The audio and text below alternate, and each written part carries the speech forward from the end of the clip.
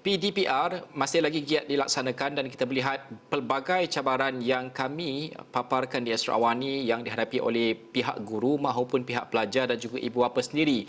Namun bagaimanakah kita melihat penyelesaian yang lebih tuntas dan juga mudah mungkin kalau boleh disifatkan di peringkat guru maupun pelajar untuk sama-sama menjayakan PDPR tersebut. Kita nak bersama dengan Presiden Ikatan Guru-Guru Muslim Malaysia iGuru iaitu Saudara Muhammad Azizi Hassan yang bersedia pada ketika ini. Assalamualaikum. Encik Azizi, terima kasih kerana bersama kami pada jam ini. Pertama sekali, kita melihat dan juga ramai juga yang mencadangkan bahawa guru-guru untuk lebih meningkatkan kreativiti dalam cara mereka mengajar menggunakan ataupun melalui PDPR. Bagaimana untuk kita melihat? Kerana ini juga adalah perkara baharu mungkin untuk guru-guru juga kan. Mereka juga melalui proses adaptasi tersebut. Apa bentuk kreativiti yang boleh diambil oleh guru-guru untuk memudahkan proses PDPR tersebut? Okey, secara umumnya saya bersetujulah dengan pandangan ataupun cadangan supaya guru-guru tingkatkan kreativiti dalam pengajaran mereka, terutama dalam waktu PDPR. Walaupun PDPR ini merupakan perkara yang baru dalam proses pengajaran kita, kerana kita tidak pernah melalui sebelum ini, tetapi pengalaman yang kita lalui pada tahun lepas, saya rasa kita mampu untuk melaksanakannya dengan lebih baik berbanding dengan tahun lepas. Sebab itu dalam kita nak melaksanakan PDPR ni, bagi saya yang paling penting sekali ialah kreativiti guru-guru, dan kreativiti guru-guru itu perlulah disesuai dengan kemampuan dan keupayaan murid-murid kita. Kadang murid-murid kita ni dia ada pelbagai suasana ekosistemnya yang berbeza-beza. Ada anak murid yang berada di kawasan yang baik capai internetnya, ada anak murid yang memiliki alat paranti pintar, ada anak murid yang berada dalam suasana rumah yang agak baik untuk belajar. Dari sini pentingnya cikgu menggunakan kreativiti. Sebab tu bila kita sebut PDPR, ia bukan semata-mata pengajaran secara online. Di sana ada kaedah-kaedah lain seperti kaedah pembelajaran secara offline, secara offsite. Jadi kemahiran dan juga kreativiti guru untuk memahami kondisi ataupun situasi murid-murid itu amat penting. Sebab tu dalam pelaksanaan PDPR, pihak KPM telah menyediakan manual pelaksanaan PDPR. Jadi manual ini akan amat berguna untuk guru-guru memudahkan pengajaran mereka. Dan perlu disokong oleh ibu bapa di rumah untuk memastikan anak-anak dapat mengikuti pembelajaran PDPR dengan baik. Sebab itu pengalaman saya dalam menjalankan PDPR ni, saya melihat dalam kita nak melaksanakan PDPR ni, yang paling penting sekali ialah kita pastikan aplikasi itu yang pertama kali mudah diakses oleh murid berkait dengan langganan internet dan juga capai internet di kawasan mereka. Kalau tidak, mereka kena menggunakan kaedah yang lain. Yang kedua, perlu meraihkan kemahuan ataupun kehendak ibu bapa dan juga murid-murid ataupun pelajar.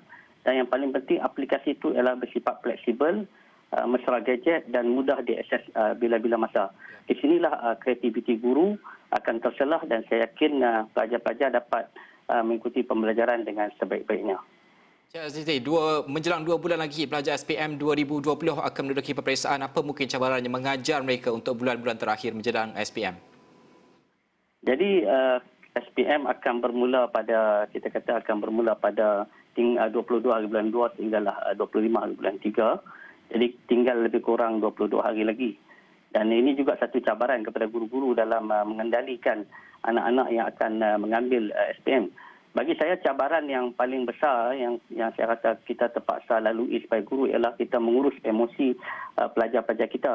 Kerana pelajar-pelajar kita telah melalui sistem pembelajaran secara dalam talian ataupun di luar bersemuka, luar daripada bersemuka tu lebih banyak daripada kita belajar secara bersemuka. Jadi ini cabaran kerana emosi pelajar juga terganggu sebab kita belajar secara dalam talian. Yang kedua, penjadualan waktu peperiksaan yang berubah-ubah ini memberi satu tekanan kepada guru-guru dan juga kepada ibu bapa, dan yang juga pelajar itu sendiri menghadapi satu tekanan.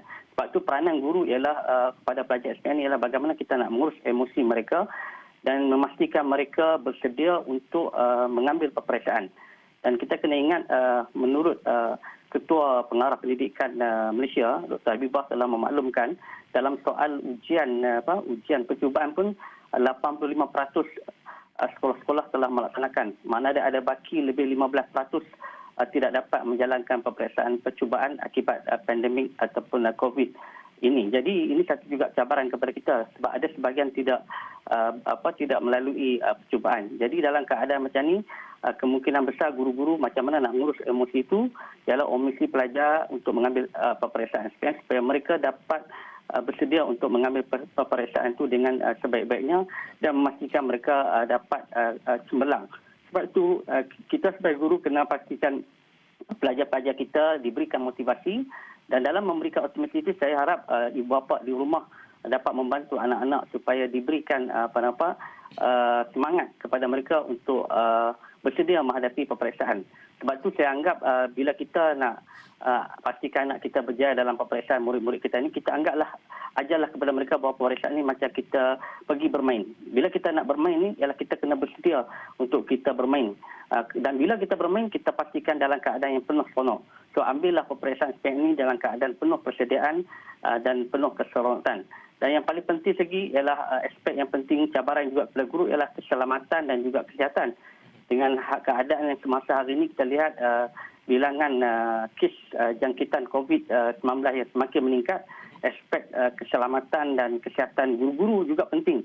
Selain daripada kesihatan murid-murid, kita bimbang kalau ada guru-guru atau murid yang menghadapi perkara tersebut, ia akan mengganggu sikit dan memberikan kebimbangan dalam menguruskan mereka untuk mengambil SPM. Dan semalam pun kita diberitahu, ataupun hari ini pun diberitahu bahawa ada sebahagian guru sebuah sekolah ditutup disebabkan akibat ada guru yang terlibat dengan polisi. Jadi ini cabaran dalam menghadapi SPM dari aspek persediaan dan juga keselamatan dan kesihatan murid-murid itu. Jadi kita perlu tangani dengan bijak, dengan hikmah, dengan penuh dengan kesediaan supaya kita dapat mengharui SPM itu dengan sebaik-baiknya. Ya. Okey, Encik Muhammad Azizi, terima kasih kerana bersama kami pada jam ini, iaitu yang merupakan Presiden Ikatan Guru-Guru Muslim Malaysia ataupun iGuru, membincangkan PDPR dan juga sudah pasti persediaan dan juga cabaran untuk mengajar pelajar-pelajar yang bakal menduduki sijil pelajaran Malaysia 2020.